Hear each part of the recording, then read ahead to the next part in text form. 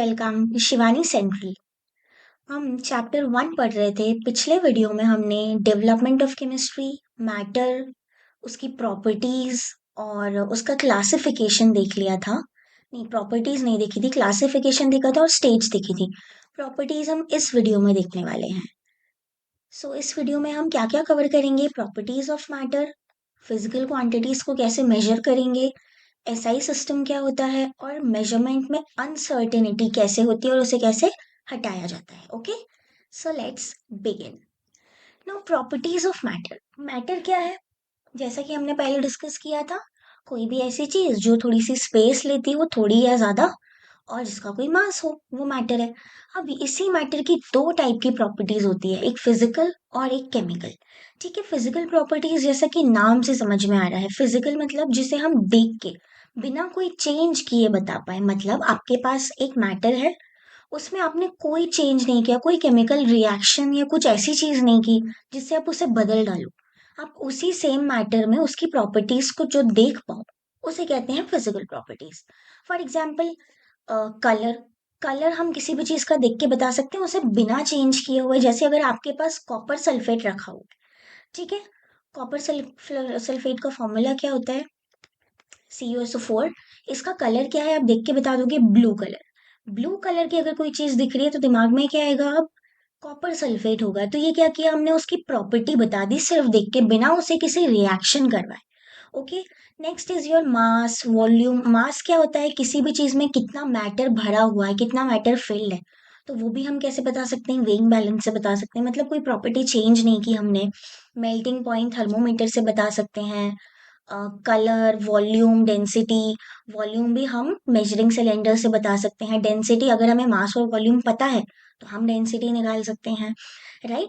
अब ये जो फिजिकल प्रॉपर्टीज हैं, ये दो कैटेगरी में डिवाइडेड हैं। एक तो हो गया इंटेंसिव और एक हो गया एक्सटेंसिव। इंटेंसिव का मतलब क्या होता है? ऐसी प्रॉपर्टीज जो अपनी क्वांटिटी पर डिपेंड नहीं करती, जैसे कि डेंसिटी या टेम्परेचर। अगर मैं तुम्हें एक छोटे से बोल में पानी दूं गर्म करके और एक बड़े से कंटेनर में पानी दूं गर्म करके, तो क्या दोनों में से छोटे वाले का टेम्परेचर कम आएगा और बड़े वाले बोल का ज्यादा आएगा? ऐसा पॉसिबल है क्या? नहीं। क्यों? क्योंकि ये प्रॉपर्टी क्वांटिटी पर डिपेंड नहीं कर रही है, सिर्फ मैटर पर डिपेंड कर रही है कि क्या है, उसकी क्वालिटी पर डिपेंड कर रही है। ऐसा बोलते हैं ना, क्वांटिटी पे मत जाओ, क्वालिटी पर जाओ, राइट? तो इसमें सेम ऐसा होता है कि क्वांटिटी कितनी भी कम या ज्यादा हो, लेकिन ये प्रॉपर्टी सेम रहेगी, उससे कोई फर्क नहीं पड़ता। ठीक है, अब इसके बाद आते हैं एक्सटेंसिव प्रॉपर्टी पे। एक्सटेंसिव प्रॉपर्टीज में क्या होता है? इसमें चीजें, जो फिजिकल प्रॉपर्टीज हैं वो क्वांटिटी पर डिपेंड करती है। जैसे अगर मैं छोटे से बच्चे का वेट करूं, छोटे से बच्चे का मास लूं, मतलब उसको वे करूं, और एक बहुत बड़े बच्चे का वेट करें हम, वे करें मतलब उसका मास लें, तो किसका वेट या मास सबसे ज्यादा आएगा? छोटे वाले का? नहीं, बड़े वाले का। क्यों? क्योंकि ये वाली जो प्रॉपर्टी है, मास, वॉल्यूम, ये सब क्या है? एक्सटेंसिव प्रॉपर्टी है। मतलब कि ये क्वांटिटी पर डिपेंड कर रही है। अगर आपने चीज बढ़ा दी, मैटर बढ़ा दिया, तो मास क्या हो जाएगा? बढ़ जाएगा। अगर मैटर कम है तो मास कैसा है? कम है। आपका कंटेनर बड़ा है तो वॉल्यूम ज्यादा है। कंटेनर छोटा सा है, उसमें पानी जरा सा आएगा, तो वॉल्यूम कितनी हो गई? कम हो गई। ठीक है, तो ये थी हमारी फिजिकल प्रॉपर्टीज, दो टाइप्स में डिवाइडेड थी हैं। अब इसके बाद आते हैं केमिकल प्रॉपर्टीज पे। केमिकल प्रॉपर्टी क्या होती है? ऐसी प्रॉपर्टी जिसमें आप कुछ चेंज करो, मतलब कोई केमिकल चेंज, जो कंपाउंड है, जो मैटर है, उसके अंदर कुछ चीजें चेंज हो रही हो, कुछ बदल रहा हो, कुछ नया बन रहा हो, उसे हम कहते हैं केमिकल प्रॉपर्टीज। ठीक है, अब इसे एग्जाम्पल से समझते हैं। सबसे पहले है रिएक्टिविटी। रिएक्टिविटी मतलब कोई भी सब्सटेंस किसी के भी साथ कैसे रिएक्ट कर रहा है। ठीक है, जैसे कि कुछ ऐसी गैसेस होती हैं, helium, neon, argon, krypton, xenon, radon. ये वाली जो है ये इनर्ट गैसेस कहलाती हैं। इन्हें कोई फर्क नहीं पड़ता, कोई भी आसपास घूम रहा हो, इन्हें कोई फ्रेंडशिप नहीं, कोई रिएक्शन नहीं करना है, तो इनकी रिएक्टिविटी कैसी हुई? बहुत कम हुई। अब वहीं कोई बहुत इलेक्ट्रोनेगेटिव एलिमेंट है, जैसे फ्लोरीन, क्लोरीन, ब्रोमीन या ऑक्सीजन, हाइड्रोजन भी इवन, तो ये सब क्या करते हैं? यूजुअली सबके साथ रिएक्ट, फ्लोरीन को छोड़ के बाकी सब रिएक्ट कर लेते हैं। ठीक है, फ्लोरीन थोड़े कम कंपाउंड्स के साथ रिएक्ट करता है। तो जैसे हाइड्रोजन हुआ, हाइड्रोजन को सोडियम दिख गया, हाइड्रोजन को ऑक्सीजन दिख गया, हाइड्रोजन को क्लोरीन, कुछ भी दिख गया, वो सबके साथ ऑलमोस्ट रिएक्शन कर लेता है। तो ये क्या है? हाइड्रोजन ज्यादा रिएक्टिव है। तो ये हमने कैसे पता लगाया, उसके रिएक्शन करवा के, मतलब कुछ केमिकल चेंज करवा के। ठीक है, अब इसके बाद आता है फ्लेमेबिलिटी। फ्लेमेबिलिटी मतलब कितनी जल्दी कोई भी एटम, कोई भी मैटर फायर को कैच कर रहा है, कितनी जल्दी उसमें आग लग रही है, वो होगी उसकी फ्लेमेबिलिटी।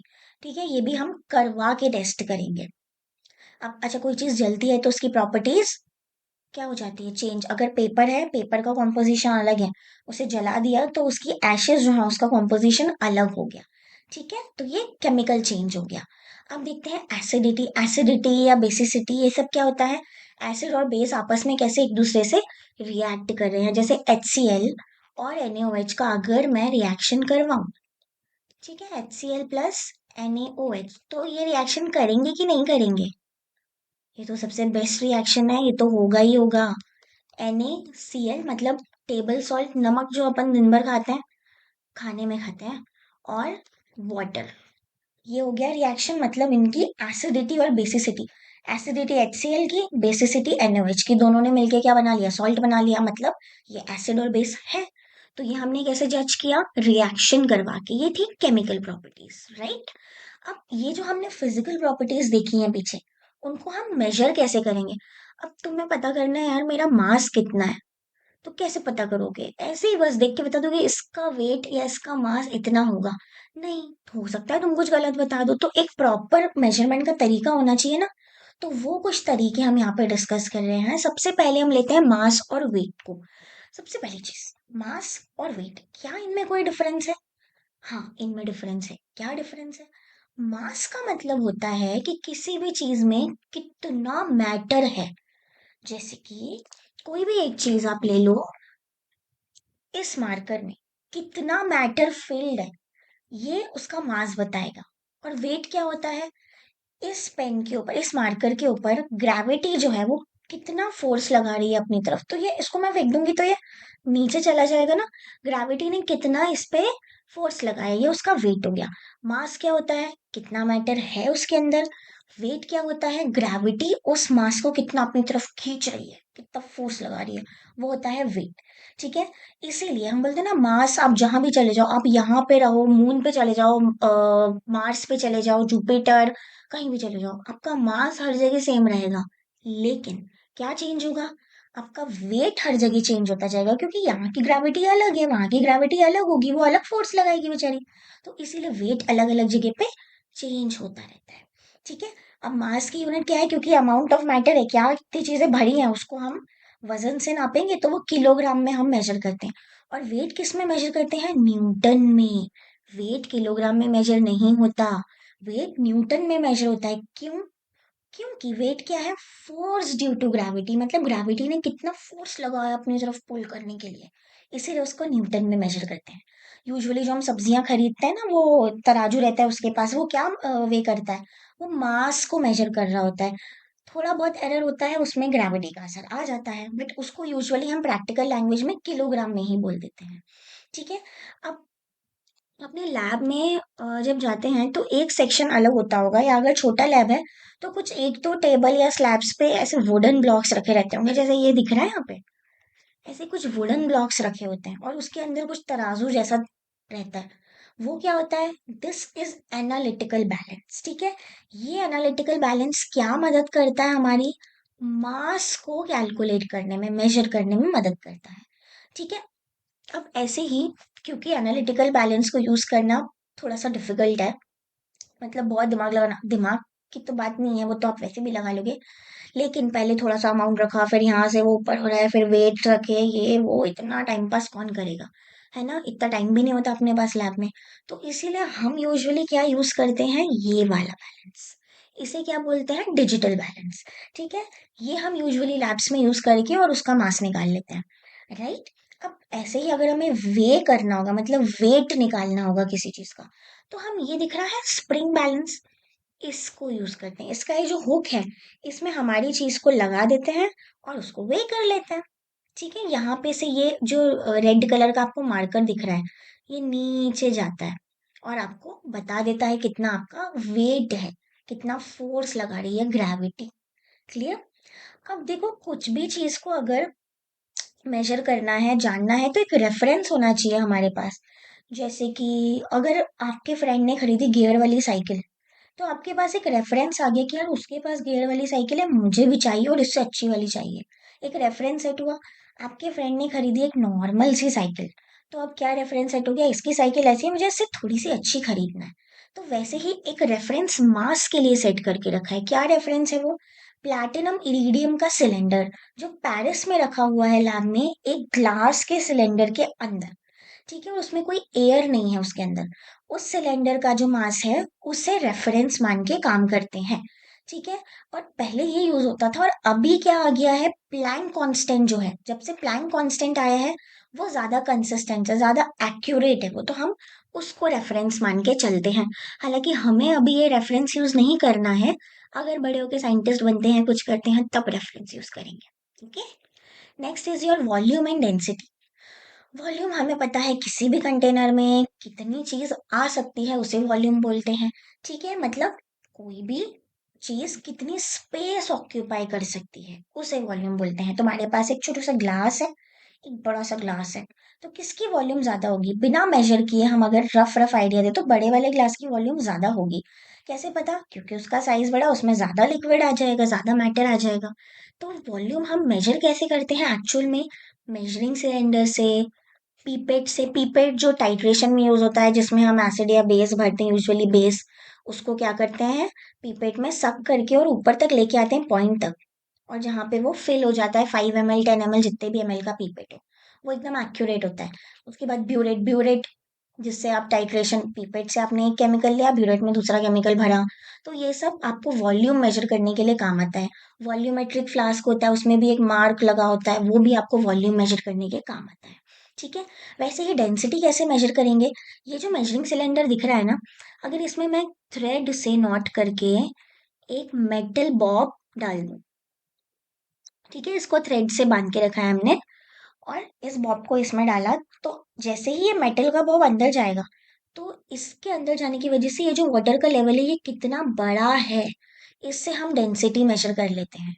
ठीक है। हमें वॉल्यूम पता है, मास पता है बॉब का, तो हमने फॉर्मूले में डाल दिया सीधा सीधा, डेंसिटी क्या होती है, मास अपॉन वॉल्यूम। ठीक है, तो हमने मास की वैल्यू डाली, वॉल्यूम की वैल्यू डाली, आ गई हमारी डेंसिटी। ठीक है, और डेंसिटी हमें क्या मदद करती है ये बताने में, कि कौन सी चीज फ्लोट करती है, फ्लोट मतलब तैरना, कौन सी चीज सिंक करती है, सिंक मतलब डूबना। हमारा बहुत मास है, बहुत वॉल्यूम है, हम डूब जाते हैं। ठीक है। और जैसे ऑयल है, ऑयल को अगर आपने पानी में डाला, तो उसका मास कम है, उसकी डेंसिटी कम है, तो वो ऊपर फ्लोट करता रहता है, कभी भी कितना ही मिक्स कर लो वापस ऊपर आ जाएगा, कभी भी पानी में मिक्स नहीं होता है। ठीक है। अब टेम्परेचर मेजरमेंट। टेम्परेचर क्या होता है? अब किसी भी बॉडी की हॉटनेस या कोल्डनेस को टेम्परेचर बोला जाता है। ठीक है, मतलब डिग्री ऑफ हॉटनेस या कोल्डनेस। अब इसकी यूनिट क्या होती है? केल्विन। इसकी स्टैंडर्ड यूनिट जो है, मतलब पूरे वर्ल्ड वाइड जो एक्सेप्टेड है, वो केल्विन है। हम यूजुअली डिग्री सेंटीग्रेड में मेजर करते हैं। ठीक है। 3 स्केल्स आते हैं, देखो बेटा, 3 थर्मोमीटर दिख रहे हैं, केल्विन, सेल्सियस और फ़ारेनहाइट। ये 3 स्केल है, इसमें से स्टैंडर्ड हमारे लिए केल्विन स्केल है, राइट? अब देखो, तीनों का आपको हाईएस्ट पॉइंट, लोएस्ट पॉइंट देके रखा है। जैसे सेल्सियस में 0 डिग्री सबसे लोएस्ट है, वहीं केल्विन में आपको दिख रहा है 273 लोएस्ट है, और फ़ारेनहाइट में 32 है। ऐसे ही रूम टेम्परेचर, हम जो सेल्सियस में बोलते हैं 25 डिग्री आपका रूम टेम्परेचर होता है, फ़ारेनहाइट में वो 77 होता है, और केल्विन में 298 होता है। ह्यूमन बॉडी, हमारी बॉडी का टेम्परेचर कितना होता है? नॉर्मल टेम्परेचर 37 डिग्री सेल्सियस होता है, और ह्यूमन बॉडी टेम्परेचर फ़ारेनहाइट में कितना होगा? 98 डिग्री, और केल्विन में 310 केल्विन होगा। इसमें डिग्री नहीं लगाते, केल्विन बोलते हैं। ठीक है, बाकी तो में डिग्री लगती है। अब ये तीन जो टेम्परेचर थर्मोमीटर हैं, ये हमें मदद करते हैं टेम्परेचर को मेजर करने में। अब अगर तुम्हारे पास सिर्फ एक थर्मामीटर है, दैट इज केल्विन का थर्मामीटर है, तो इस केल्विन के थर्मामीटर से तुम्हें सेल्सियस की यूनिट चाहिए, तो बता पाओगे? ऑब्वियसली बता पाओगे। कैसे बता पाओगे? ये वाला जो फॉर्मूला है, इसमें वैल्यूज पुट करके, या फिर ये वाले फॉर्मूले में, अगर केल्विन है तो इसमें करना, और अगर सेल्सियस और फ़ारेनहाइट है तो इसमें करना। ठीक है, तो तुम इजीली कन्वर्जन कर पाओगे। इसमें से कुछ क्वेश्चंस छोटे छोटे मार्क्स के एग्जाम में आ जाते हैं। ठीक है, तो ये हमने देखा मेजरमेंट। अब आते हैं एसआई सिस्टम पे। एसआई सिस्टम क्या होता है भाई?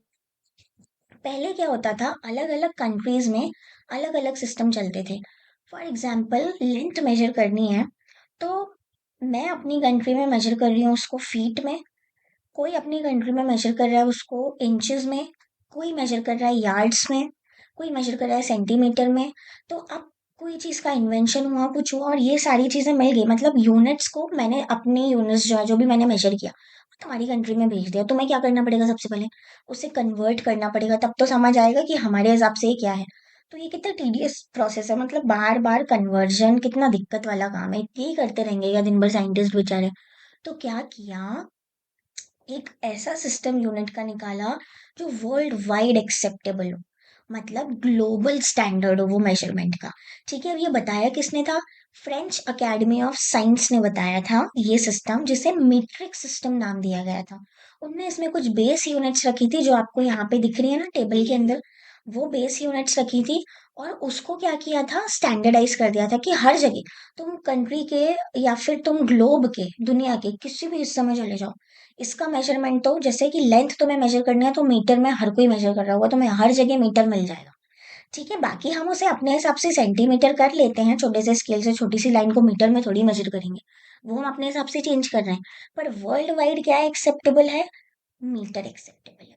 ठीक है, तो ये, और हमारे इंडिया में इसे कौन मेंटेन करके रखता है? कुछ चेंजेस हुए, कुछ नया आया या किसी को डिस्कार्ड किया, तो ये सब चीजें कौन करता है? एनपीएल, नेशनल फिजिकल लेबोरेटरी करती है इसको मेंटेन। अब ये 7 जो यूनिट्स हैं इसे हम देख लेते हैं। सबसे पहला लेंथ। लेंथ की यूनिट क्या है? मीटर होती है।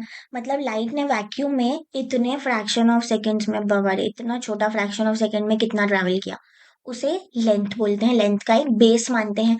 मास, मास की यूनिट किलोग्राम, इसको लिखते क्या है? केजी। प्लैंक कांस्टेंट, जैसा मैंने बताया था पहले, पीटीआईआर, प्लैटिनम इरिडियम का सिलेंडर था हमारा बेस रेफरेंस, लेकिन फिर हमने प्लैंक कांस्टेंट कर दिया, तो उसकी वैल्यू को हम बेस मानते हैं यहाँ पे। टाइम, टाइम की यूनिट सेकेंड्स, एस में करते हैं। एक सीजियम को, एक सीजियम 133 के रेडिएशन को इतनी साइकिल्स पूरी करने में कितना टाइम लग रहा है, वो 1 सेकेंड हो गया। इलेक्ट्रिक करंट, एम्पियर, बड़े ए कैपिटल ए से डिनोट करते हैं। ये क्या होता है? जो चार्ज की वैल्यू है, ई की वैल्यू है, उसको हमने स्टैंडर्ड बेस बना दिया है। टेम्परेचर केल्विन, जैसा मैंने बताया है ना, बोल्ट्जमैन कांस्टेंट जो होता है उसको हमने एक ए की वैल्यू स्टैंडर्ड मान लिया है, बेस मान लिया है। अमाउंट ऑफ सब्सटेंस, किस चीज में कितना मैटर, सब्सटेंस कितना प्रेजेंट है, उसको हम किससे बताते हैं? मोल से, MOL। और उसको लिखते कैसे हैं? MOL, सिर्फ एक ई हटाया है, बाकी कोई उसको शॉर्ट नहीं किया। और इसको कैसे बताते हैं? एवोगेड्रो नंबर से। एवोगेड्रो नंबर पढ़ेंगे हम फिजिकल केमिस्ट्री में आगे।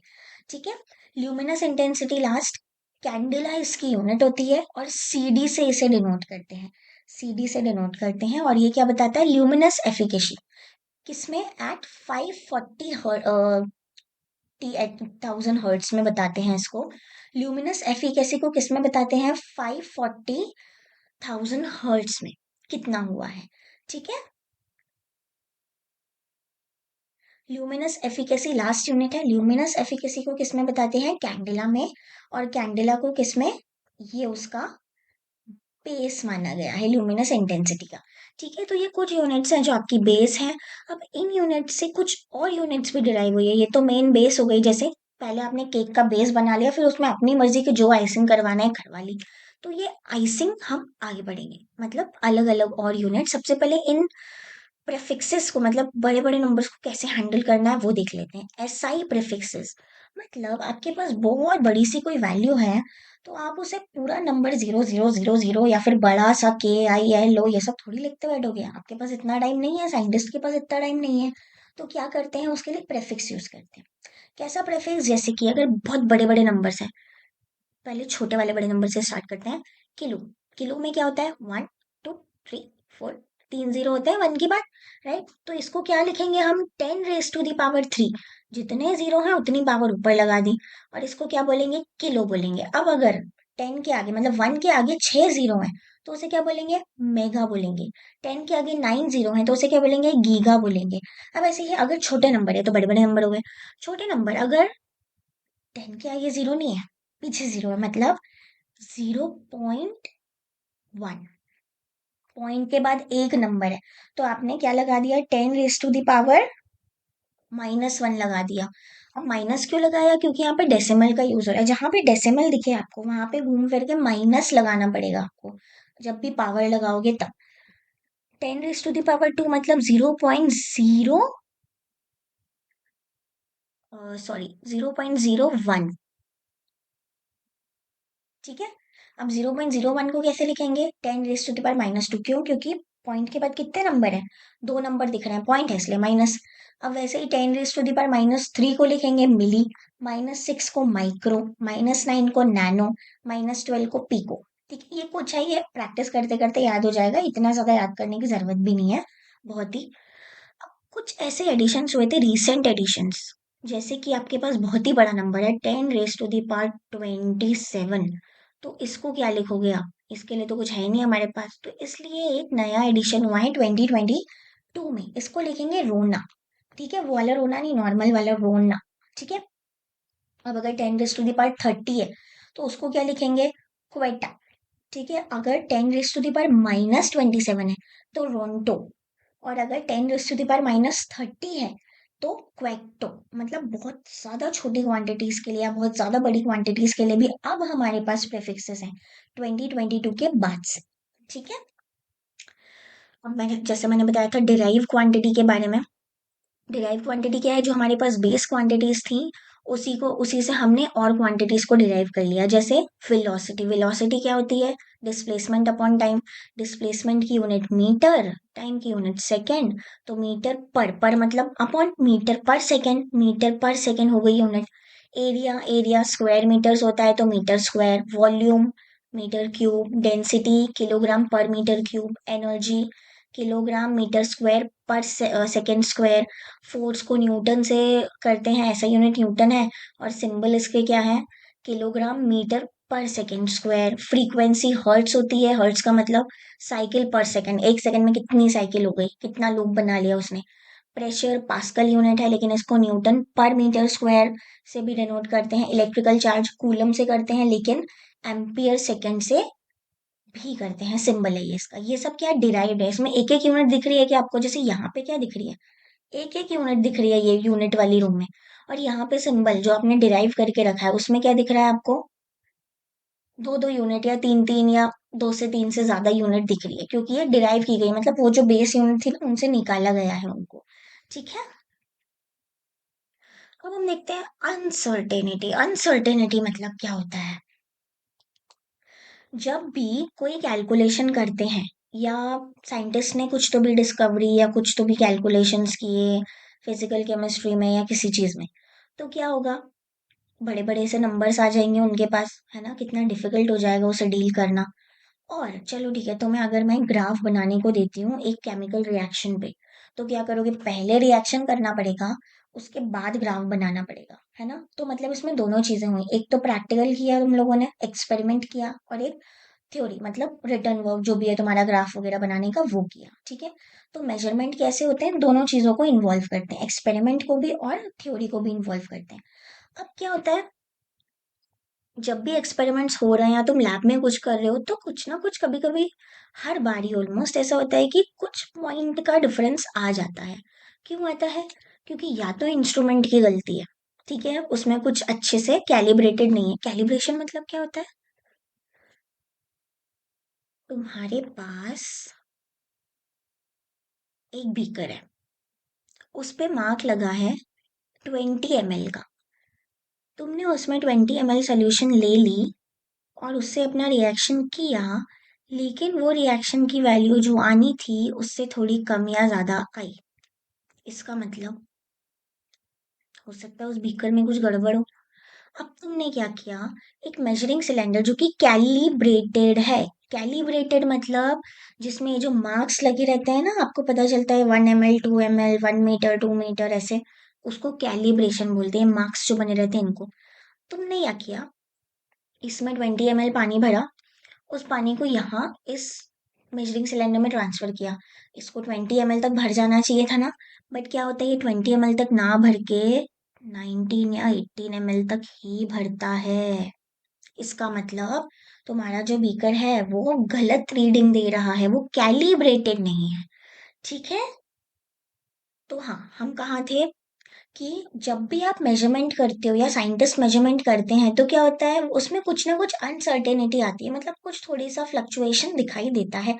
या तो अपनी वजह से हमने हाथ हिला दिया प्रैक्टिकल करते टाइम, तो क्या होगा, एक ड्रॉप आपके टेस्ट ट्यूब में ज्यादा गिर गई या बीकर में ज्यादा आ गई टाइट्रेशन के टाइम पे, तो कलर ज्यादा चेंज हो जाएगा, मतलब ज्यादा डार्क आ जाएगा। आपको तो बिल्कुल बेबी पिंक चाहिए था, शरबत तो बनाना नहीं था। ठीक है। तो वैसे ही कुछ ना कुछ अनसर्टेनिटी आ ही जाती है। अब इस अनसर्टेनिटी से निपटने के लिए साइंटिस्ट ने मिलके कुछ मेथड्स बनाए। ठीक है, ताकि ये जो रिजल्ट है वो एक्यूरेट आने लगे, ये जो बड़े बड़े नंबर्स हैं उनसे डील करने में इजी हो जाए। ठीक है। और इंस्ट्रूमेंट का कैलिब्रेशन हम आगे देखेंगे एक्यूरेसी एंड प्रिसिशन में, जो मैंने अभी थोड़ा सा यहाँ पे बीकर का एग्जाम्पल लिख के बता दिया। ठीक है। तो क्या सबसे पहली चीज है, साइंटिफिक नोटेशन। है ना, जो गड़बड़ हो रही थी ना उसको मैनेज कैसे करें, नंबर्स को मैनेज करेंगे साइंटिफिक नोटेशन से। तुम्हारे पास भर भर के बड़े नंबर है, इतनी प्रॉब्लम है कि बड़े बहुत बड़े बड़े नंबर्स हैं, या फिर तुम कोई एकदम रेडियो एक्टिव एलिमेंट का कुछ स्टडी कर रहे हो, तो उसमें तो बहुत थोड़े से अमाउंट का एलिमेंट होगा, तो वो भी बहुत दिक्कत है, बहुत ही थोड़ा सा बहुत छोटा सा एलिमेंट है, वहां पे दिक्कत है। अब इतने बड़े बड़े नंबर जो दिख रहे हैं इन्हें लिखना कितना डिफिकल्ट है, मतलब अगर हम लिखने बैठे तो बहुत फनी लगेगा, लेकिन दिन भर वही काम करना बहुत बोरिंग हो जाएगा और गुस्सा भी आएगा। तो इन सब चीजों से बचने के लिए साइंटिफिक नोटेशन नाम की एक चीज होती है। ठीक है। उसमें होता क्या है, हम नंबर को डिनोट करते हैं कुछ इस पैटर्न में, m × 10⁻⁴ n। ठीक है। इसका क्या मतलब हुआ, m जो है वो कोई भी एक वैल्यू है, जो या तो नंबर में, होल नंबर में हो सकती है, या तो इंटीजर में होगी वो, मतलब कि या तो पॉइंट्स में होगी वो, या तो रैशनल नंबर में होगी वो, होल नंबर में होगी वो, सॉरी। ठीक है। और जो n है यहाँ पे n, वो आपका क्या है, होल नंबर है, मतलब वो 1 से 10 के बीच, 1 से कितने भी नंबर के बीच में हो सकता है, लेकिन डेसिमल नहीं हो सकता, पॉइंट नहीं हो सकता। ठीक है। अब इसको एक बहुत हौच-पौच हो गया दिमाग में, इसको एक एग्जांपल से समझते हैं। तुम्हारे पास एक नंबर है 1.00005। ठीक है, ये नंबर है। अब इसको तुम्हें 50 बार लिखना है, इधर उधर इधर उधर, तो क्या करोगे, इसको जीरो कर देते हैं, और इजी पड़ेगा, नहीं तो पूरे नंबर लिखने पड़ेंगे। जीरो किया। अब तुम्हें यहाँ पे सिर्फ एक होल सोल नंबर क्या दिख रहा है, 5। लेकिन अब ये क्या सही है, 0.00005 इज इक्वल टू 5 नहीं, गलत है। इसको हम कैसे डिनोट करेंगे, साइंटिफिक नोटेशन में, मतलब किसी भी नंबर को 10 की पावर में कुछ भी बना के लिख सकते हैं। कैसे, पॉइंट के बाद कितने नंबर है गिनो, 1 2 3 4 5, 5 नंबर है, तो तुमने पावर में क्या लगाया, 5। लेकिन क्योंकि पॉइंट लगाया मतलब डेसिमल है, तो तुमने माइनस लगा दिया, क्योंकि पॉइंट वाला नंबर छोटा होता है ना, नंबर लाइन में माइनस क्या है, छोटा है, प्लस बड़ा है। तो हम जब भी ऐसे नंबर्स को लिखेंगे तो 10 की पावर में माइनस लगा के और लिख देंगे। अब ऐसे ही सपोज करो तुम्हारे पास बहुत बड़ा नंबर है। ठीक है, जैसे 2 4 5 6 9 8 0 एंड सो ऑन। ठीक है, इतना बड़ा ले लेते हैं, मैं समझ लो। अब इसको कैसे लिखोगे तुम लोग, 2.4569 8 इंटू 10⁻⁴ कितने के बाद तुमने पॉइंट लगाया है, 1 2 3 4 5 6 7, 7 के बाद लगाया है, तो तुमने यहाँ पे 10⁻⁷ लिख दिया। मतलब अभी इसको हम आगे और समझेंगे, don't worry. Scientific notation ultimately क्या है वो समझो पहले। m × 10⁻n के फॉर्म में हम चीजों को लिखते हैं, जहाँ पे m कोई भी एक नंबर होगा, जो पॉइंट में भी हो सकता है, नॉर्मल भी हो सकता है। और n जो होगा, जो 10 की पावर पे चढ़ा हुआ है, वो सिर्फ एक होल नंबर होगा, मतलब कि वो डेसिमल कभी नहीं हो सकता। ठीक है, अभी जो हम पढ़ रहे हैं उसमें हम आगे देखते हैं। ये जो नंबर्स है हमने अभी पीछे देखे, साइंटिफिक नोटेशन, इसका कैलकुलेशन कैसे करोगे। तुम्हारे पास ये दो नंबर्स हैं, ये पॉइंट वाले, ये वाला एक और ये वाला एक, मान लो ऐसे दो नंबर्स है, ऐसे तुम्हें ऐड मल्टीप्लाई सब्ट्रैक्ट डिवाइड करना है, तो कैसे करोगे वो भी हम सीख लेते हैं। सबसे पहले मल्टीप्लीकेशन। ये आपके पास दो नंबर्स दिख रहे हैं, इसको साइंटिफिक नोटेशन में लिखा गया है। सबसे पहले क्या है, ये m 2.7 m है, और 10⁻⁻⁵ इसमें -5 क्या है, n है। सिमिलरली यहाँ पे 1.2 m है, 7 n है।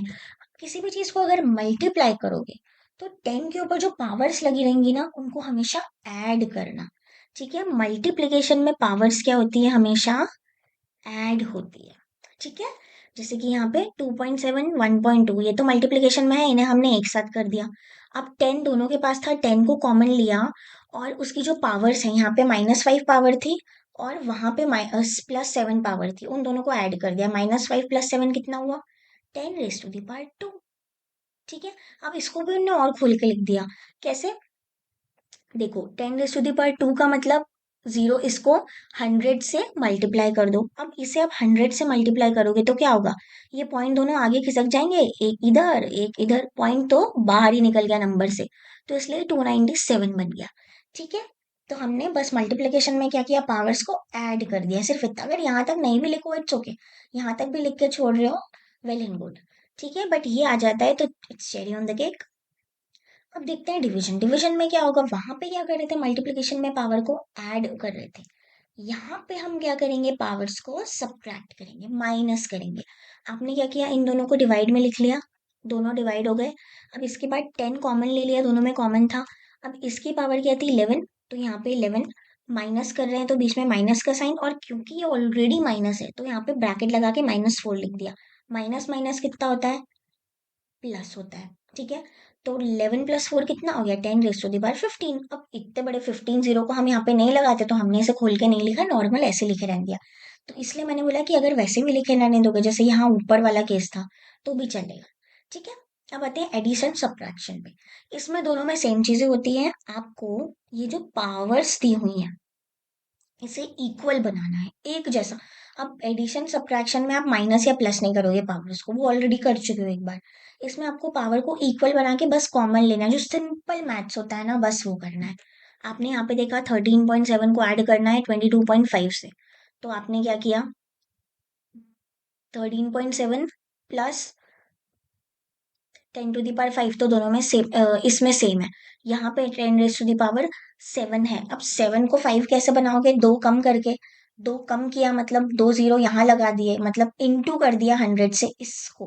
22.5 को 100 से इंटू करोगे तो क्या होगा, 2250 आ जाएगा। ठीक है, वो दो डेसिमल आगे शिफ्ट हो गए, जैसे यहाँ पे शिफ्ट हुए थे ना वैसे।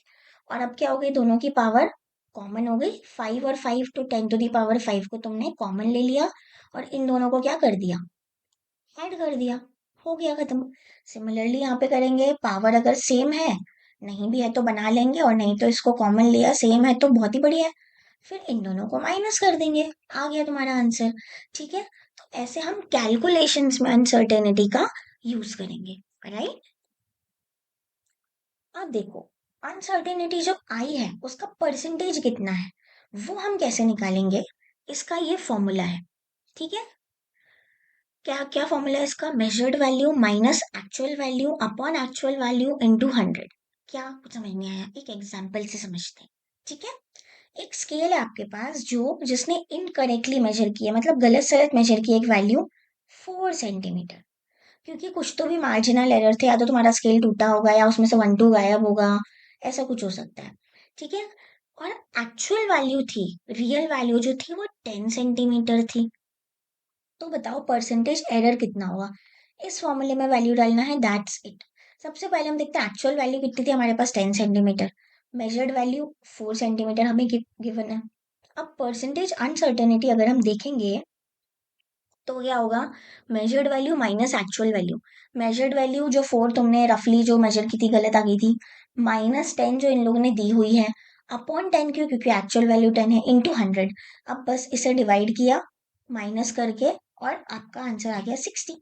ठीक है, तो ये छोटा सा फॉर्मूला है, ये बहुत ज्यादा एग्जाम में नहीं आता, पर कभी अगर कॉम्पिटेटिव या कहीं आ जाए तो ये काम आएगा।